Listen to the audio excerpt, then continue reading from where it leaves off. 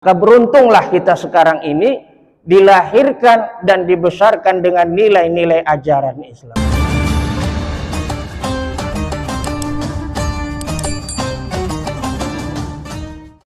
Assalamualaikum warahmatullahi wabarakatuh.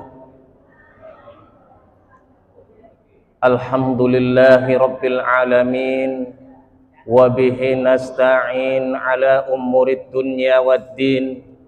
Assalatu wassalamu ala asrafil anbiya'i wal mursalin Sayyidina wa maulana Muhammadin wa ala alihi wa sahbihi ajmain, amma ba'd. Bapak-bapak, ibu-ibu, jamaah salat subuh yang dirahmati Allah, yang diberkahi Allah, insyaallah di dunia dan nanti di akhirat. Bersyukur kita kepada Allah dengan memperbanyak ucapan alhamdulillah. Bersolawat kita kepada Nabi sallallahu alaihi wasallam dengan tidak bosan-bosannya melafazkan Allahumma salli ala Muhammad wa ala ali Muhammad. Dan dengan banyak solawat, insyaallah kita di yaumil qiyamah mendapatkan syafaat dari baginda Rasulullah sallallahu alaihi wasallam, sebagaimana sabda Nabi, inna aulan nasi bi yaumil qiyamah aksaruhum alayya salatah. Sesungguhnya pada hari kiamat nanti orang yang paling dekat denganku adalah orang yang banyak membaca solawat untukku. Bapak Ibu jamaah subuh yang dimuliakan Allah Subhanahu wa ta'ala, kalau ada orang yang paling beruntung di dunia ini, itu setidaknya dikarenakan dua hal. Pertama, Bapak Ibu yang dimuliakan Allah, orang yang paling beruntung dia yang dilahirkan dan dibesarkan dengan nilai-nilai ajaran Islam. Mengapa orang yang dibesarkan, dilahirkan dengan nilai-nilai ajaran Islam dikatakan sebagai orang yang paling beruntung, Pak, Bu? Karena Islam itu sendiri adalah agama yang membawa kepada keselamatan. Ini dapat dilihat dari akar katanya. Islam berasal dari kata salamah, yusalimuna, Islam yang artinya selamat. Bu, oh Bu,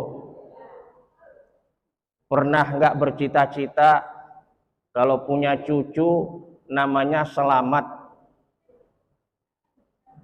Selamat itu berasal dari bahasa Arab, Bu, bukan bahasa Jawa. Ya. Nah, Bapak Ibu yang dimuliakan Allah, orang yang dilahirkan dan dibesarkan dengan nilai-nilai ajaran Islam, dialah orang yang paling beruntung. Allah di dalam Al-Quran menyampaikan, inna dina indallahil Islam. Sesungguhnya agama yang diridhoi Allah adalah agama Islam. Ini standarnya. Di dunia ini agama yang menjadi standar Allah, dinul Islam. Maka ketika seseorang mencari agama selain daripada Islam, maka agama itu ditolak, tidak diterima oleh Allah. Di dalam Al-Quran Allah menyampaikan, wa may yabtaghi ghairal islami dinan fala yuqbalu minhu wa huwa fil akhirati minal khasirin, kata Allah. Barang siapa mencari agama selain daripada agama Islam, maka agama itu tidak diterima dan di akhirat nanti dia termasuk orang-orang yang merugi. Jadi rugi kita, Bu. Maka beruntunglah kita sekarang ini dilahirkan dan dibesarkan dengan nilai-nilai ajaran Islam. Namun demikian Bapak Ibu yang dimuliakan Allah, lantas tidak serta-merta mentang-mentang KTP-nya Islam, kalau nikah di KUA dengan cara Islam, hidupnya akan selamat?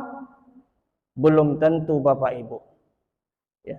Karena apa? Kalau Islam menganjurkan kalau kita masuk Islam tidak boleh setengah-setengah. Kalau kita sudah masuk Islam tidak boleh separuh-separuh, harus total semuanya. Karena apa? Allah sudah menyampaikan, ya ayyuhalladzina amanu dakhulu fi silmi kaffah wa la tattabi'u khutuwati syaitan innahu lakum aduwwum mubin. Kata Allah, wahai orang-orang yang beriman, masuklah kamu ke dalam Islam secara kafah, secara menyeluruh, tidak setengah-setengah. Dan janganlah kamu turuti langkah-langkah setan. Sesungguhnya setan itu adalah musuh yang nyata bagimu. Jelas Bapak Ibu? Jadi kalau kita sudah ikhrar, lisan kita masuk ke gerbang Islam, maka Islam pula lah cara hidup kita. Islam pula lah cara berpakaian kita. Islam pula lah cara bergaul kita. Ini yang pertama, orang yang paling beruntung di dunia ini. Yang kedua, Bapak Ibu yang dimuliakan Allah, orang yang paling beruntung di dunia ini, dialah yang dilahirkan dan dibesarkan di bumi yang bernama Indonesia. Mengapa orang yang dilahirkan dan dibesarkan di bumi Indonesia dikatakan sebagai orang yang paling beruntung di dunia ini? Karena Indonesia negerinya subur. Negeri kita subur. Sampai-sampai saking suburnya ada syair mengatakan tongkat kayu dan batu bisa jadi tanaman, begitu suburnya negeri kita. Indonesia negerinya luas. Terdiri dari 17.500 pulau. Itu pun Bapak Ibu belum termasuk Pulau Gajah dan Pulau Jumat. Gak masuk peta dia. Dan Indonesia memiliki garis pantai terpanjang nomor 2 di dunia. Dari Sabang sampai Maroke. Dan Indonesia Bapak Ibu yang dimuliakan Allah, negerinya kaya. Di bawah perut bumi terdapat minyak, batu bara, emas. Di atas perut bumi terdapat minyak kelapa sawit. Maka beruntunglah kita yang dilahirkan dan dibesarkan di bumi Indonesia. Nah Bapak Ibu yang dimuliakan Allah, oleh karenanya itu keberuntungan-keberuntungan yang diberikan Allah kepada kita ini patut kita jaga. Ya. Patut kita jaga. Karena apa? Kalau kita tidak jaga keberuntungan ini, maka kita akan dihinakan Allah Subhanahu wa ta'ala. Bapak Ibu yang dimuliakan Allah, dengan apa kita menjaga keberuntungan-keberuntungan ini? Bagaimana caranya kita menjaga agar nikmat Islam, nikmatlah sebagai warga negara Indonesia ini senantiasa kita selalu dapatkan pertolongan dan naungan ridha Allah Subhanahu wa ta'ala? Maka yang pertama yang harus kita tanamkan dalam diri kita, syukur, bersyukur. Syukur kita dilahirkan sebagai seorang muslim, syukur kita dilahirkan sebagai warga negara Indonesia. Maka kalaulah ini kita syukuri, insya Allah sebagaimana janji Allah tadi, Allah akan tambah nikmat itu. Nah yang kedua, cara kita agar nikmat-nikmat Allah ini terus mengalir kepada kita sampai akhir hayat kita, kita tingkatkan keimanan dan ketakwaan kita kepada Allah. Ini yang paling penting Bapak Ibu. Karena apa? Kata Allah di dalam Al-Quran, walau anna ahlal qura amanu wattaqaw la fatahna alaihim barakatis samawati wal ard walakin kazzabu fa akhadnahum bima kanu yaksibun. Apabila, kata Allah, penduduk suatu negeri, apabila masyarakat Kabupaten Indragiri Hulu amanu wa taqwa, beriman dan bertakwa kepada Allah, la fatahna alaihim barakatim minas sama'i wal ard, maka akan kami berikan keberkahan minas sama, dari langit, dan juga dari bumi. Ini kuncinya Bapak Ibu. Iman dan takwa inilah. Ya. Kalau kita ingin dapat berkah, kalau kita ingin dapat rahmat dari Allah, kuncinya iman dan takwa. Dan puasa Ramadan ini adalah upaya kita untuk mendapatkan gelar takwa. Ya. Maka ayatnya Bapak Ibu kan yang dipanggil itu bukan orang Islam. Ya. Ayatnya kan, ya ayyuhallazina amanu, wahai orang-orang yang beriman, kata Allah. Kutiba alaikumusiyam, ya, diwajibkan atas kamu berpuasa. Ini panggilannya kepada orang-orang yang beriman. Ya. Tapi panggilan puasa bukan kepada orang Islam.